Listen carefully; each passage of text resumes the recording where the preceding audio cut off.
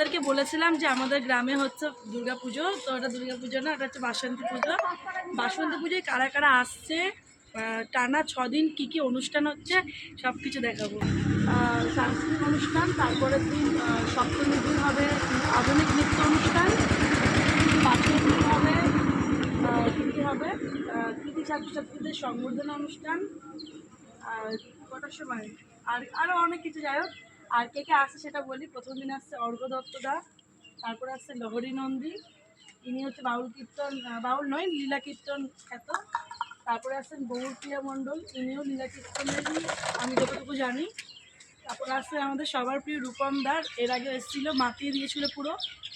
আর তারপরে এইবারের আকর্ষণ আমাদের বাসুদেব রাজবংশী, উনি দুর্দান্ত বাউল করেন, বেশিরভাগ মানুষের প্রিয়, তো উনিও আসছেন। এই যে ব্যানার, আর ওইদিকে বড় করে ব্যানার করা হয়েছে, কি দেখা যায়।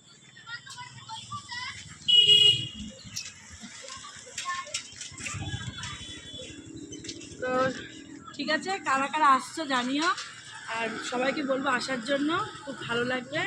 দারুণ অনুষ্ঠান হয়, টানা 6 দিন ধরে খুব মজা হয়। আর একদম দুর্গাপুজোর মতো পঞ্চমী, ষষ্ঠী, সপ্তমী, অষ্টমী, নবমী, দশমীতে গিয়ে এন। তো সবাই এসো, এটাই বলবো। যাক, দেখা হচ্ছে।